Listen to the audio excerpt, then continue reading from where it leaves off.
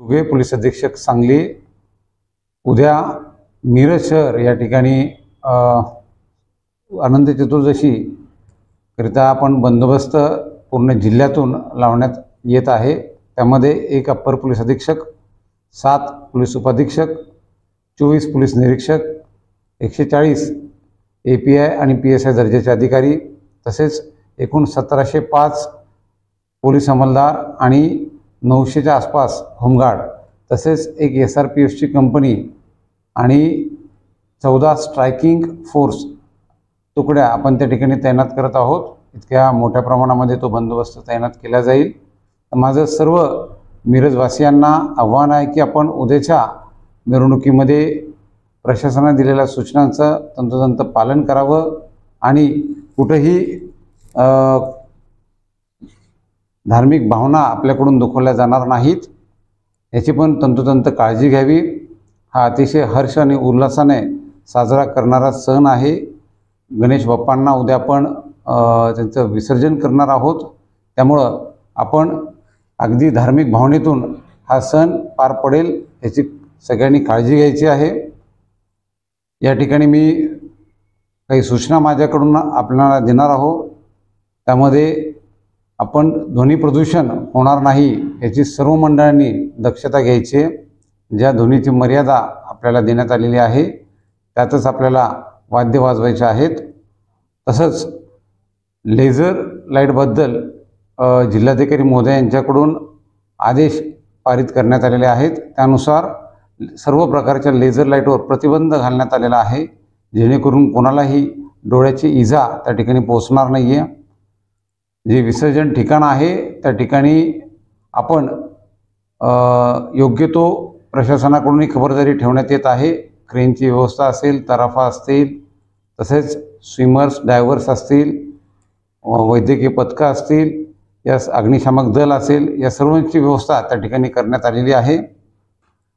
Police विभागाकडून social media monitoring करण्यात येत आहे। सर्व नागरिकांना माझं आव्हान आहे की कसल्याही प्रकारच्या अफवांवर आपण कृपया करून विश्वास ठेवू नये। जर आपल्याला काही कोणत्या पोस्टची शहानिशा करायची असेल तर तात्काळ पोलीस विभागाला आपण संपर्क साधा, आम्ही आपल्याला त्याबद्दलचं स्पष्टीकरण त्वरित देऊ।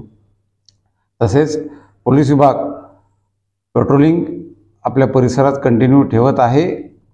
रात्रगस्त पथकं असतील, गुड मॉर्निंग पथकं असतील, यांच्याकडून शहरामध्ये कुठेही काही अनुचित प्रकार होणार नाही याची आम्ही काळजी घेत आहोत। या ठिकाणी विशेष कार्यकारी दंडाधिकारी म्हणून महसूल विभागाकडूनही अधिकाऱ्यांची नियुक्ती करण्यात आलेली आहे। सर्व गणेश मंडळांनी परत आपल्याला जे मिरवणुकीचे मार्ग देण्यात आलेले आहेत त्याच मार्गांवरून मिरवणूक काढणं अपेक्षित आहे। कोणत्याही स्वरूपामध्ये मार्गात बदल करण्यात येऊ नये। आपल्या मिरवणुकीमध्ये जे गणेश भक्त आहेत, ज्यामध्ये आबालवृद्ध आहेत, महिला आहेत, लहान मुलं आहेत, त्यांचीसुद्धा आपण काळजी घेणे आपलं कर्तव्य आहे, आपली जबाबदारी आहे। त्यासाठी तुम्ही पोलीस प्रशासनाला सहकार्य करा। तसेच संपूर्ण मिरवणूक मार्गांवर CCTV कॅमेरे पण लावण्यात आलेले आहेत, त्यामुळे CCTVची निगराणी सगळ्या मिरवणुकीवर असणार आहे। त्यामुळं आपण कोणत्याही प्रकारची मनामध्ये भीती बाळगता कामा नये। प्रतिबंधात्मक कारवाईसुद्धा पोलीस विभाग हा सतत करत आहे। यामध्ये आत्तापर्यंत गणेश उत्सवाच्या अनुषंगाने 875 पर्यंत या प्रतिबंधात्मक कारवाया पार पाडलेल्या आहेत। त्यामध्ये जवळपास 50 जणांवर आपण हद्दपारीची पण कारवाई करत आहोत। माझं सर्व गणेश भक्तांना हे पण विनम्र आव्हान आहे की आपण कसल्याही प्रकारचे मौल्यवान दागिने वस्तू सोबत बाळगू नये। तसेच आपल्याला कुठेही काही अडचण असेल तर कृपया आपण पोलीस हेल्पलाईन जी आहे डायल 112 याचा वापर करा, आपल्याला त्या ठिकाणी त्वरित मदत उपलब्ध होईल। आणि महिलांच्या सुरक्षिततेकरिता यावेळेला सांगली पोलीस दल विशेष कटिबद्ध आहे। त्याकरिता दामिनी पथके आणि महिला अधिकारी आणि अंमलदार बंदोबस्तामध्ये तैनात करण्यात आलेले आहेत। या सर्व गोष्टींसह मला विश्वास आहे की उद्याचा गणेश विसर्जनाचा कार्यक्रम अतिशय शांततेने पार पडेल। तसेच त्यानंतर लागलीच ईद-ए-मिलादचा कार्यक्रम पण आहे, त्याची पण मिरवणूक आपल्याकडे निघणार आहे। तर त्यासाठी सुद्धा पोलीस प्रशासन सज्ज आहे आणि अतिशय चांगल्या पद्धतीने या ठिकाणी दोन्ही धर्मातील लोकांनी उदाहरण दिलेला आहे, ज्यामध्ये ईद ही 16 तारखेचा मिरवणुका आपण 19 तारखेला ढकललेल्या आहेत.